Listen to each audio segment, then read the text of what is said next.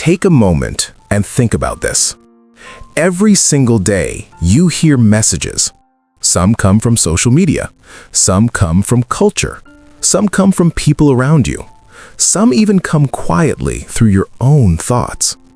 And many of those messages sound normal. They sound reasonable. They sound intelligent.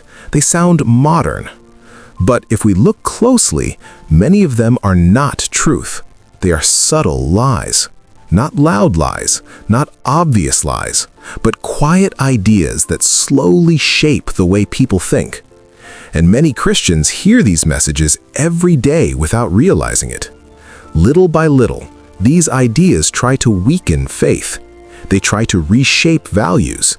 They try to change how believers see God, truth, and life. That is why spiritual awareness is so important, because the greatest battles of faith often happen in the mind, not with swords, not with physical conflict, but with ideas, with beliefs, with voices that try to influence what we accept as truth.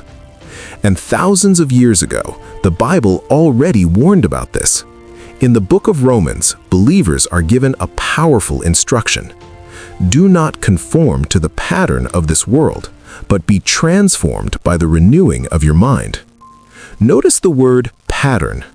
The world has patterns, ways of thinking, ways of defining success, ways of defining happiness, ways of defining identity. But those patterns are not always aligned with God's truth. And if believers are not careful, they begin to absorb those ideas without questioning them. So today, we are going to slow down and reflect on 5 messages the world often repeats to Christians. Messages that sound convincing, but messages that can quietly damage faith if we accept them. Let's begin with the first one. The world often says, "You must follow your heart." You hear this everywhere. Follow your heart. Trust your feelings. Do what feels right to you. It sounds beautiful. It sounds romantic. It sounds empowering. But the Bible gives a very different warning. In the book of Jeremiah, there is a surprising statement. The heart is deceitful above all things. That is a very strong sentence. It means our emotions are not always trustworthy guides. Our feelings change quickly. What feels right today may feel wrong tomorrow. What feels exciting today may bring regret later. If a person builds their entire life on emotions, their direction will constantly shift. Faith is different. Faith is not built on feelings. Faith is built on truth. There will be days when following Christ feels joyful, but there will also be days when it feels difficult. Days when obedience requires sacrifice. Days when doing the right thing feels uncomfortable. If someone only follows their feelings, they will abandon their convictions whenever emotions change. But a believer learns to say something powerful. My feelings matter, but God's truth leads my life.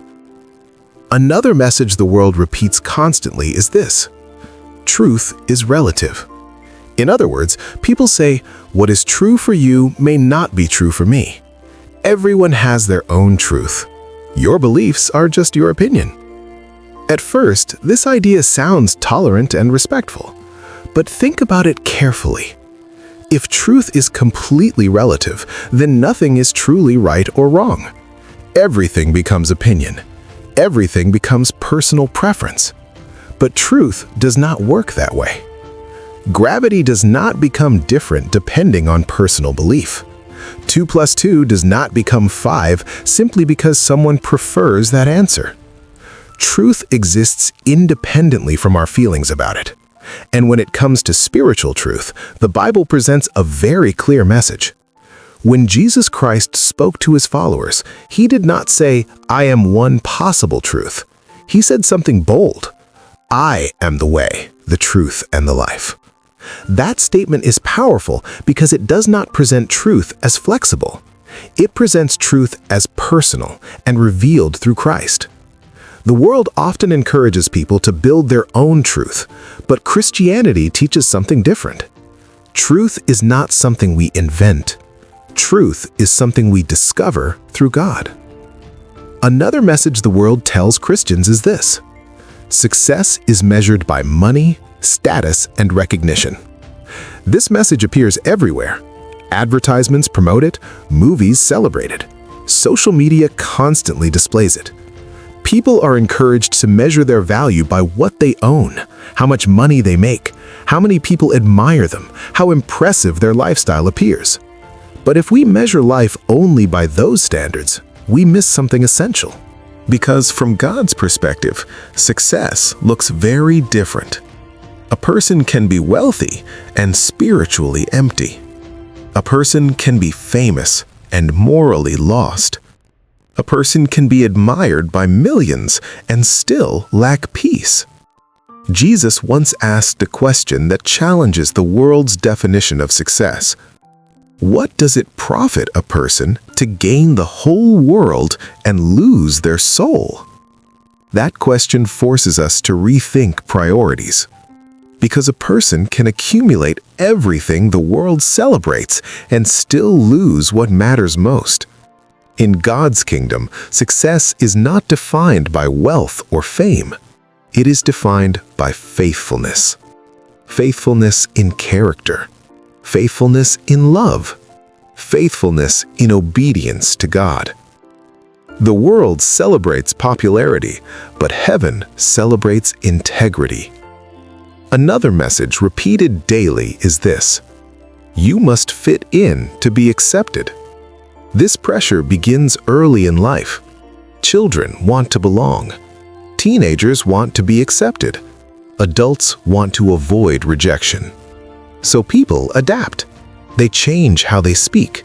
They hide their beliefs. They adjust their values, all to avoid standing out.